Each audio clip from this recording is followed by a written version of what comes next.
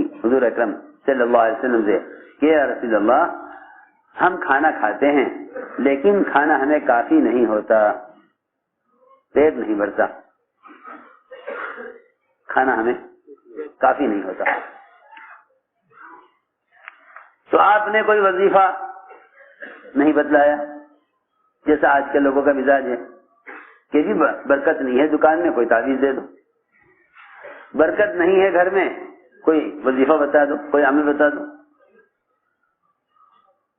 آپ صلی اللہ علیہ وسلم نے صحابہ کرام کو کوئی اس سوال پر کوئی ایسی دعا یا کوئی ایسا وظیفہ یا کوئی ایسا عمل نہیں بتلایا کہ جس سے تمہارے کھانے میں برکت ہو جائے.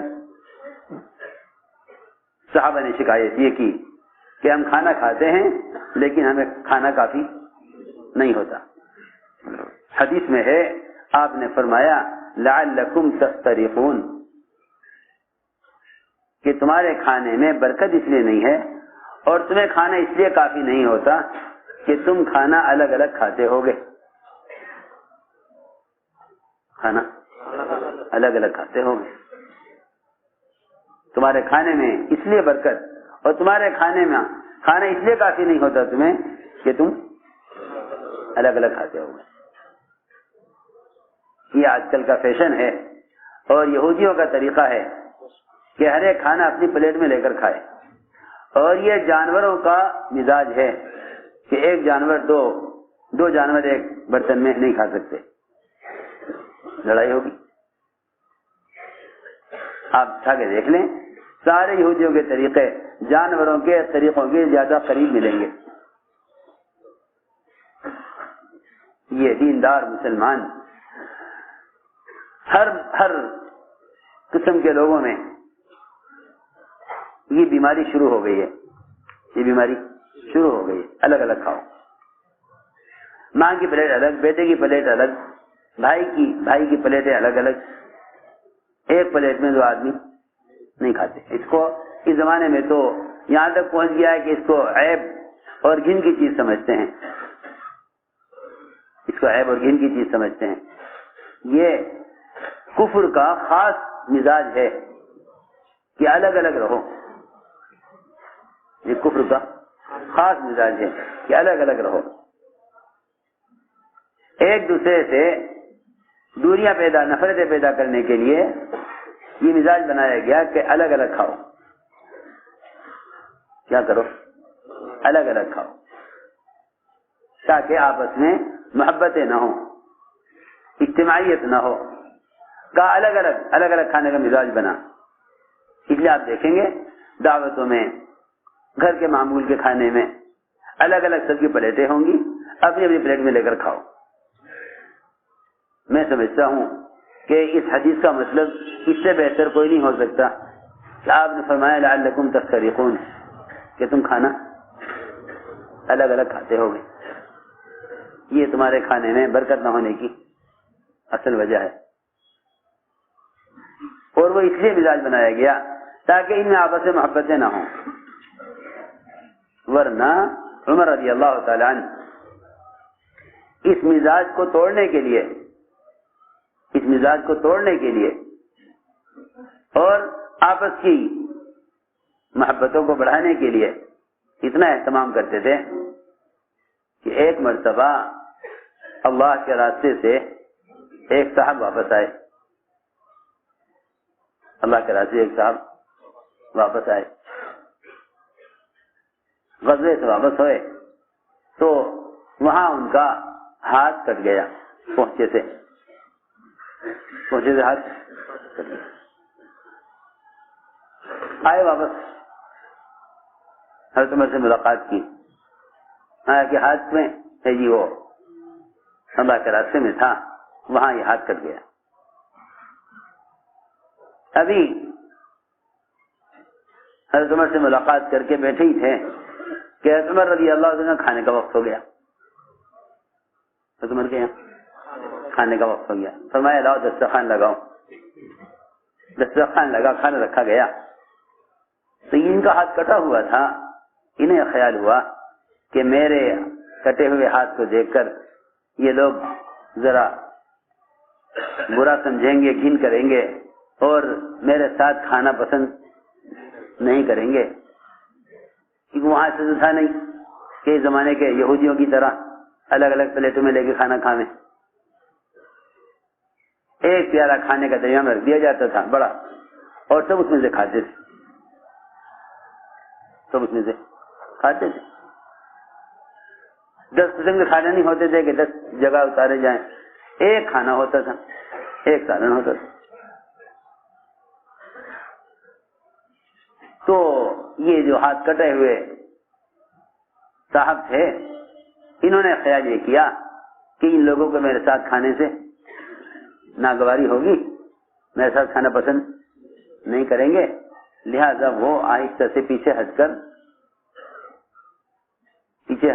غائب ہو گئے. حضرت عمر سمجھ گئے کہ یہ اپنے ہاتھ کی وجہ سے ہمارے دسترخوان سے اٹھ گیا ہے. حضرت عمر نے بلایا ان کو، بلا کے کہا یہاں بیٹھو دسترخوان پر. اور حضرت عمر نے قسم کھائی، کہا کہ میں قسم کھاتا ہوں اللہ کی، جب تک تم اپنا کٹا ہوا ہاتھ اس کھانے میں نہیں گھما دو گے ہم میں سے کوئی کھانا نہیں کھائے گا، ہم میں سے کوئی کھانا جب تک تم اپنا کٹا ہوا ہاتھ کھانے کی پیالے میں نہیں گھما دو گے ہم میں سے کوئی کھانا نہیں کھائے گا. جب میں نے قسم کھا لی.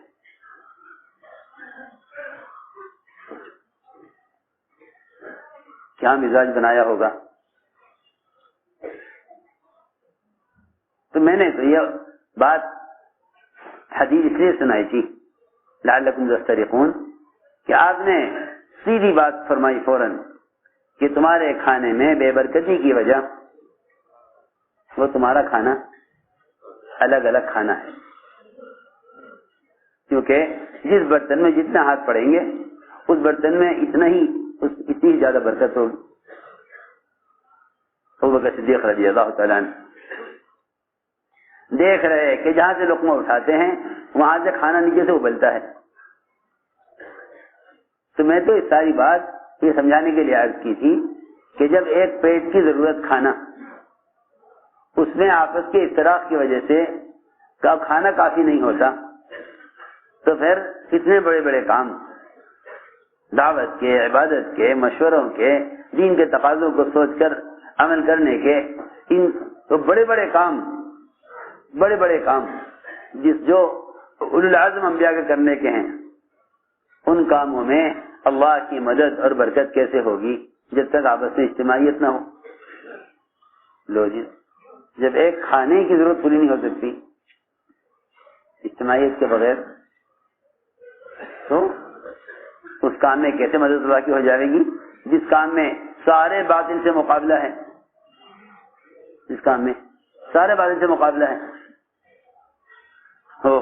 اگر کھانے میں اختلاف کی وجہ سے پیٹ نہیں بڑھ سکتا، اس میں اللہ کی مدد نہیں، تو پھر دین کے کاموں میں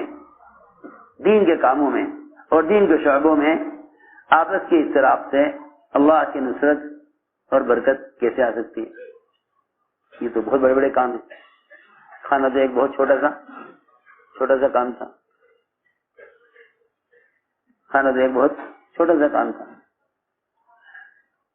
ان بڑے بڑے کاموں میں اللہ کی مدد کیسے آئے گی. اس لیے میں نے عرض کیا کہ دو سبب ہیں غیبی نصرت کے. ایک اللہ کے دین کی دعوت، دوسروں کا اعمال پر آمادہ کرنا، اور دوسرا سبب اللہ کی غیبی مدد کے آنے کا آپس کی اجتماعیت.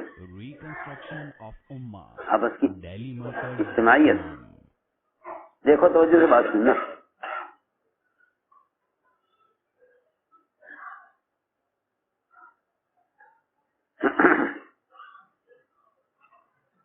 آپس کی اجتماعیت کی بڑی برکتیں ہیں،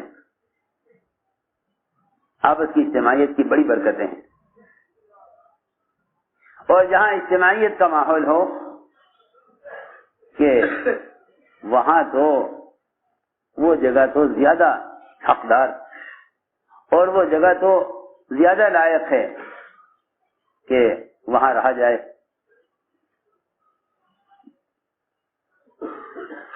اللہ تعالی نے قرآن میں اجتماعیت اور اشتراک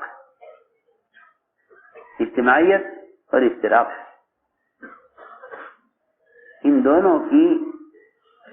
دونوں کو سمجھانے کے لیے اللہ نے قرآن میں ایک واقعہ بیان فرمایا. بہت توجہ سے بات سننا. اشتراک اور اجتماعیت ان دونوں کو سمجھانے کے لیے اللہ نے قرآن میں ایک واقعہ بیان کیا. اور واقعی واقعہ سے پیش آیا حضور اکرم صلی اللہ علیہ وسلم کے زمانے میں. اور قرآن میں یہ واقعہ ہمیشہ سے موجود.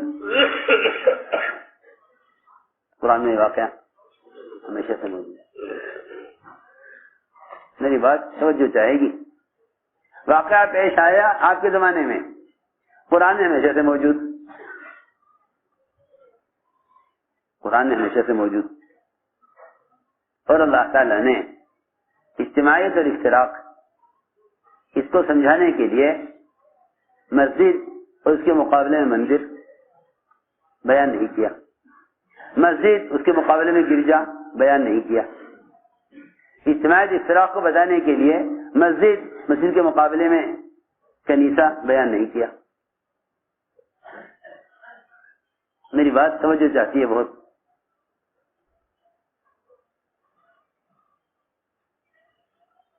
کہ بھائی یہ مسجد ہے، اجتماعیت کی جگہ ہے، یہ مندر ہے، یہ اشتراک کی جگہ ہے. یہ مسجد ہے، اجتماعیت کی جگہ ہے، یہ کنیسہ ہے، اشتراک کی جگہ ہے. نہیں، بلکہ اجتماعیت اور اشتراک اس کو بتانے کے لیے دونوں جگہ مسجد کا ذکر کیا. دونوں جگہ دیکھو، میری بات جا کے سننی پڑے گی. دونوں جگہ مسجد کا ذکر ہے، دونوں جگہ مسجد کا ذکر ہے. اور اس میں اللہ تعالیٰ نے اشتراک کی نحوست اور اجتماعیت کی برکتیں اور اجتماعیت میں تربیت اور طہارت اور اجتماعیت میں دلوں کے اندر تقوی اور صفات کا پیدا ہونا بیان کیا. عجیب قرآن نے انداز سے بیان کیا اس کو.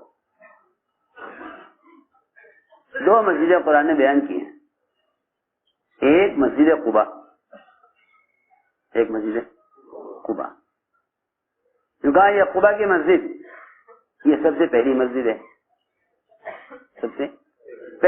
ہے. اللہ اکبر. مسجد قباء بیت اللہ کے بعد پہلی مسجد ہے. مسجد نبوی سے بھی پہلے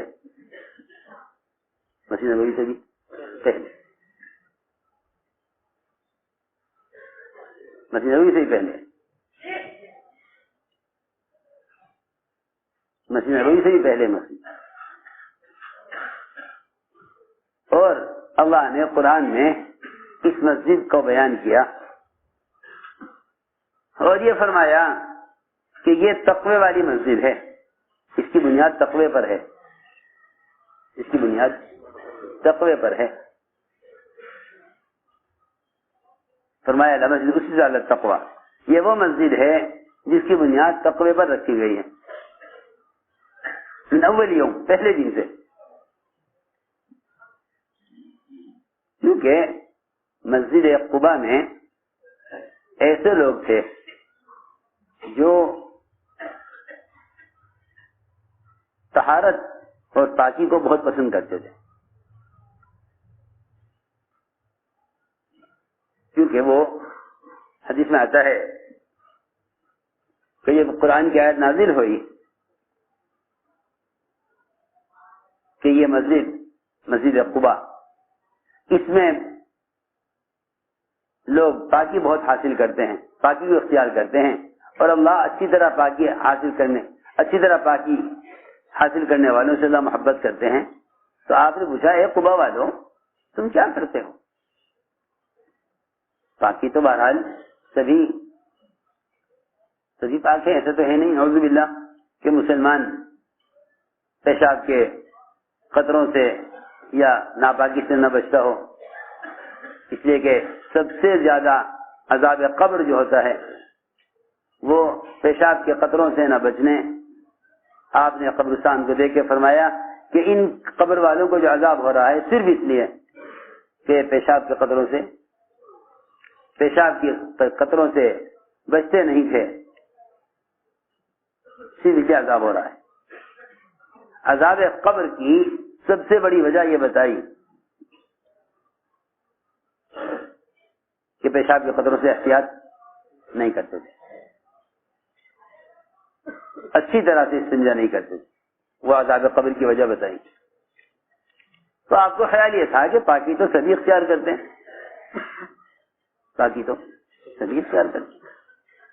اس میں پاکی کے حاصل کرنے میں قبا والوں کی تعریف کیوں کی؟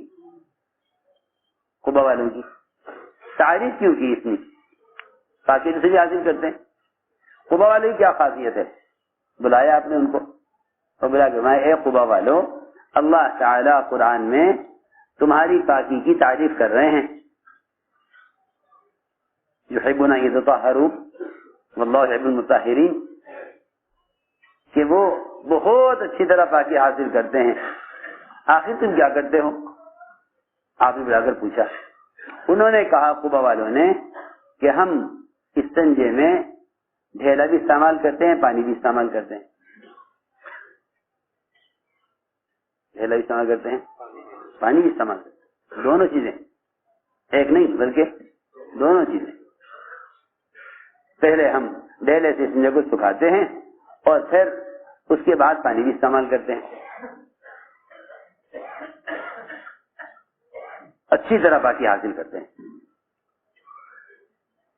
تو میں نے عرض کیا کہ اس صفت کو اللہ نے قرآن میں بیان کیا ان کی، کہ جہاں بھی لوگ تقوی والے، اللہ سے ڈرنے والے، ظاہری طور پر پاکیزگی حاصل کرنے والے، باطنی طور پر بھی اپنے دل کو حسد سے، غیبت سے اور کھپٹ اور کینے سے پاک رکھنے والے لوگ جمع ہوں گے، اللہ تعالی نبی کو فرما رہے ہیں احق ان تقوم فیہ. میری بات توجہ سننا بہت، کہ نبی جی آپ کو چاہیے کہ آپ قبا کی مسجد میں جایا کریں اور وہاں 2 رکعت نماز پڑھا کریں. آپ زیادہ حقدار ہیں یا آپ کو زیادہ چاہیے؟ تاکید کے لیے فرمایا احق ان تقوم فیہ. یہ نہیں فرمایا کہ آپ نماز پڑھ لیا کریں وہاں، میں احق ان تقوم فیہ، کہ آپ کو چاہیے کہ آپ ضرور قبا جائیں. اس لیے فرمایا کہ جو آدمی اپنے گھر سے پاکی حاصل کرے اور قبا میں جا کر 2 رکعت نماز پڑھ لے، اس کو عمرے کا ثواب ہے. عمرے کا ثواب آپ صلی اللہ علیہ وسلم کا معمول تھا. حالانکہ اسلام پھیل چکا، مسجد نبوی کی فضیلت مسجد حرام کے بعد سب سے زیادہ، پھر بھی فرما رہے کہ آپ خدا کی مسجد میں جایا کریں.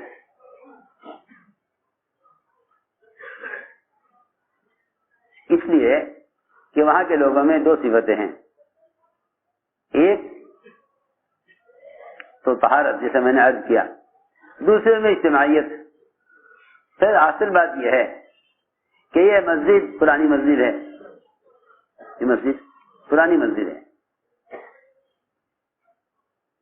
اس کے بارے میں تو فرمایا احق ان تقوم فیہ، کہ آپ یہاں عبادت ضرور کیا کریں، یہ تو ہے اس مسجد کی خاصیت. اس کے مقابلے پر ایک دوسری مسجد، دیکھو میری بات توجہ سننا، وہ بھی مسجد، وہ بھی مسجد، اس کا نام مسجد قباء، تقوی والی مسجد، اور دوسری مسجد بنائی افتراق کے لیے، تفرقہ پیدا کرنے کے لیے، اس کا نام مسجد ضرار، اس کا نام مسجد ضرار، ضرار جو ہے وہ ضرر نقصان سے ہے، ارے مسجد سے کوئی نقصان ہوگا؟ اور مسجد کو افتراق کے لیے بنائی جاتی ہے؟ مسجد تو عبادت کے لیے، ذکر و تلاوت کے لیے، دعوت، اعمال دعوت کے لیے، بلکہ کتنے فضائل مسجد کے احادیث میں کہ جو آدمی دنیا میں ایک مسجد بنائے گا اس کے لیے اللہ تعالی نے جنت میں اس کے لیے گھر بنا دیا، بنائیں گے نہیں بلکہ بنا دیا۔ جو آدمی دنیا میں مسجد بنائے اللہ نے اس کے لیے جنت میں گھر بنا دیا۔